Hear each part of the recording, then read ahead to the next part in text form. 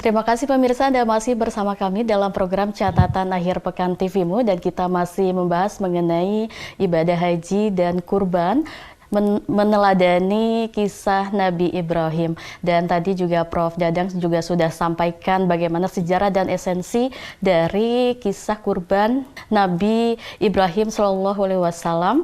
Dan Prof bisa menjelaskan kembali bagaimana keteladanan yang bisa kita contoh sebagai penerus dari umat Islam.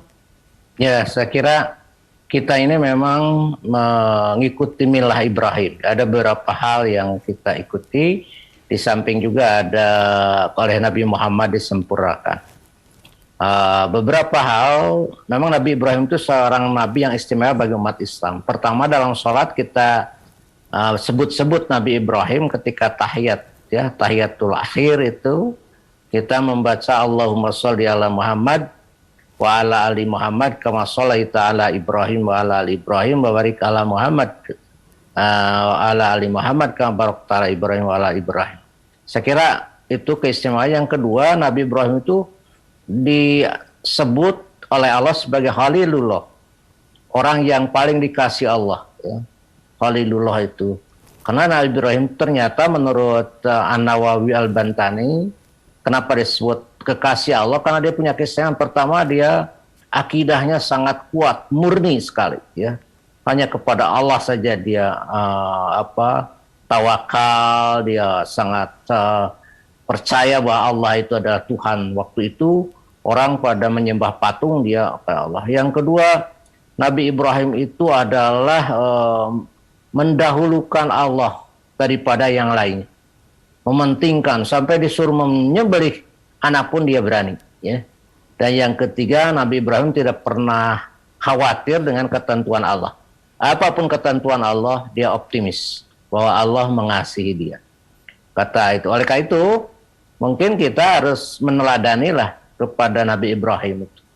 Ada beberapa poin, ya, di antaranya satu, akidahnya yang kuat, yang murni, ya, seperti Muhammadiyah itu kan berakidah murni, ya, berakidah hanya Allah lah satu-satunya Tuhan yang wajib diibadahi dan wajib dimintai tolong. Iyyaka na'budu wa iyyaka nasta'in.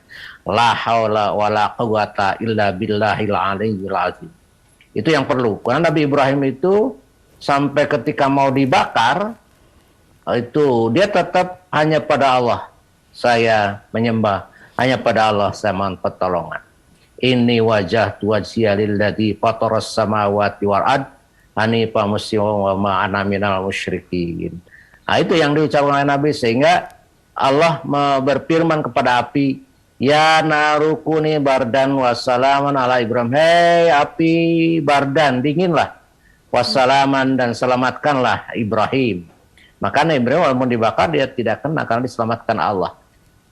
Yang kedua, yang menurut saya yang paling itu adalah hormat pada orang tua.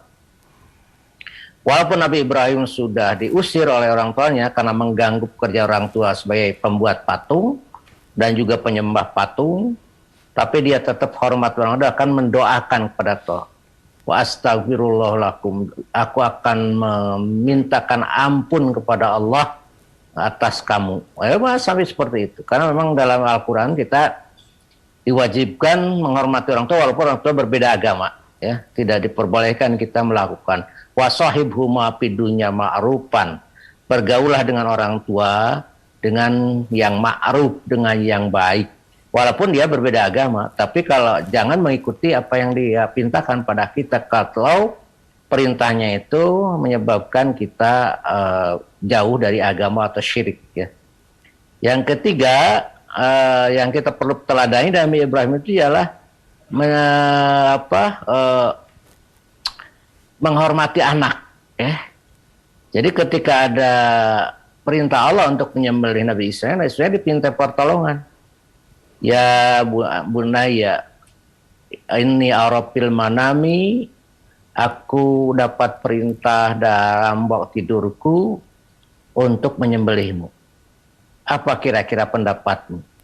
Maka kata Nabi Ibrahim, ya Allah, ya Bapakku, ya abatib al-matu marun, laksanakan apa yang diperintahkan Allah. Satadijuni insyaallah minas sabirin. Insya Allah aku akan dalam keadaan sabar. Jadi terjadi dialog dulu. Jadi tidak semena-mena ya. Lalu dia umpamanya dengan otoriter, tidak. Ya, demokratis. Ya, tadi menghormati orang. Ya, itu yang paling bagus. Yang ketiga memang ikhlas dalam melakukan segala sesuatu. Jadi ketika disuruh disembelih Nabi Ismail, dia dengan ikhlas melaksanakannya sehingga Allah mengatakan stop Ibrahim. Waktu dua-duanya mau disembelih Ismail itu, kamu telah mengikuti perintahku, membenarkan perintahku, oleh karena itu aku ganti si sembelihan itu dengan bidibhin adim, dengan sembelihan yang besar ya. Oleh karena itu sejak itulah terjadi tradisi kurban yang hari ini kita pelaksanakan. Maka ketika Nabi Ibrahim mampu dan mau secara ikhlas mengorbankan anaknya yang dikasihinya, karena itu waktu Nabi Ismail lahir itu Nabi Ibrahim sudah 86 tahun usianya. Dan ketika Nabi Ishak lahir, Nabi Ibrahim sudah 99 tahun usianya. Oleh karena itu betapa beratnya ya menyembelih anak yang dikasih. Tapi Ibrahim tidak. Sami'na wa atona pada perintah Allah. Kita pun besok disuruh untuk menyembelih kurban. Nah, kita juga harus secara keras yang mau, yang bisa, yang punya untuk melakukan kurban, ya, kurban dari hewan kita.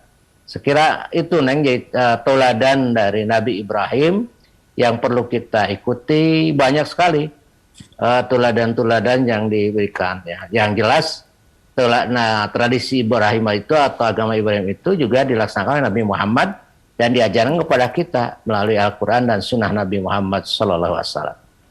Masya Allah, sangat banyak sekali Prof yang harus kita teladani dari kisah Nabi Ibrahim yang dengan segala pengorbanannya, dan tentunya juga Allah akan memberi keselamatan kepada kita yang terus mematuhi dan mengikuti ajaran Allah sesuai Al-Quran dan Sunnahnya. Prof, kita lanjutkan di segmen berikutnya. Tetaplah bersama kami dalam program Catatan Akhir Pekan TV.